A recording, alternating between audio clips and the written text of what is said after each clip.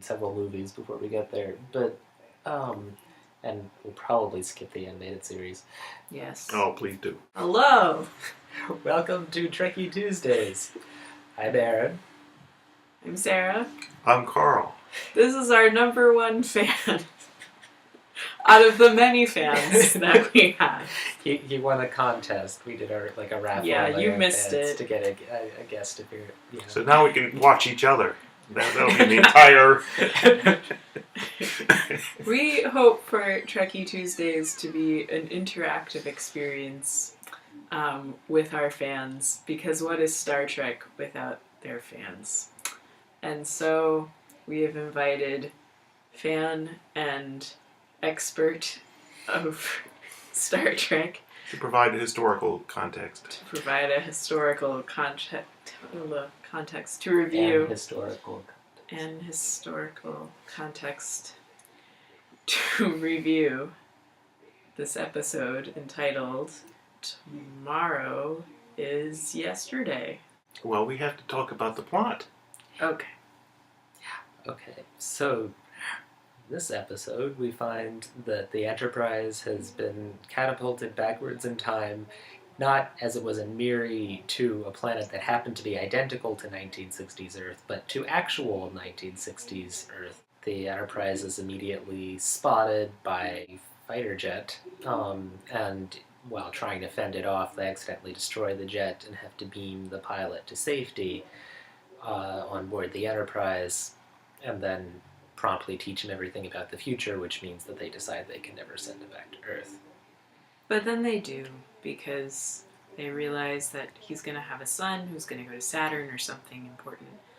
And so they figure out this way where they're just going to send him back, and somehow he won't know anything that has happened, but they will know everything that has happened. And they do this with the sun and magnetism and going very, very fast and no explanation. Apparently the sun's pull is primarily magnetic. You know, Yeah. If you're confused, it's because it doesn't make any sense. It's really impressive time travel logic going on in this episode. Yes, there were a few problems with the... Well, the thing I want to know is how come people in the 20th century have read Isaac Asimov and understand all about time paradoxes and so forth, but Captain Kirk hasn't thought of this before, and it has to be, and this is just, they're just discovering the paradox, and then they go ahead and they beam a second person on board. Oops. And show him the replicator, which produces chicken soup. And how come the replicator can't produce the time appropriate costumes the way they do in the Next Generation? I guess There are a lot of questions. One of which I have is that in a previous episode, The Naked Time, they accidentally discover time travel. And their reaction is kind of like, oh, well, you know, that might be useful at some point. And then they accidentally get stuck in the 20th century, and then they're like, well, how are we going to get out of here? We're trapped. In the same season. Well, I could say that when I first saw this episode, I was probably, 12 years old or something. And I was very impressed with the female voice of the computer. Yeah, that's another plot line. It doesn't need to be there. It does not make any sense. But someone can explain it. Well, it was clearly explained. They had previously stopped by some planet for repairs, and that planet was dominated by women, some Amazon race apparently, who decided that the computer needed a personality, so they gave the computer a personality, which on this woman-dominated Amazon planet liked to talk to Captain, saying dear and pouting and being very flirtatious, which is apparently the way that women would rule the world if they were in charge. No, and it's like a fake seductive voice. It's like, it's almost as if like this other planet was like, oh man, it's the Enterprise that's filled with a bunch of sexist jerks. I'm gonna send them this like awkwardly flirtatious one. Like it's like she's Ms. Barrett is just sort of joking around, being like, "Dear." Well, I enjoyed the depiction of the Air Force jets, because that was really cool stuff. In the '60s, that was the latest thing. They had it in all the magazines. Those pictures of those streamlined jets, and they were that was like. Remember, this is like before lots of things were done in NASA, and this was the cutting edge technology which we show. There's this extended joke where they talk about how primitive the computers of the day are, that they're giant and they make a lot of noise and so on, and then it completely it either loses or redoubles its irony for us watching it, because those are really primitive computers now for us. Well, I thought it was odd that they could just walk into a room and find this tape deck and just start taking the tape out of the tape deck, and that's it. That's what they were looking for. Whereas in reality, you would have had huge rooms filled with tapes, because think about it, if you're going to store your information on tape, you've got to have a lot of tapes. The one that happened to be loaded in the tape deck at that moment probably wasn't the one you were looking for. Yeah, it's weird that they had a hard time finding the room, but not a hard time finding the tape. See, I think that if they were going to beam down into this building, they could have very easily beamed down into the correct room. Given that they knew the layout. Given that they knew the layout from the guy who lives in that time period. It doesn't make any sense that they would just be able to find the tape and go, "Oop, this looks not right, Sulu."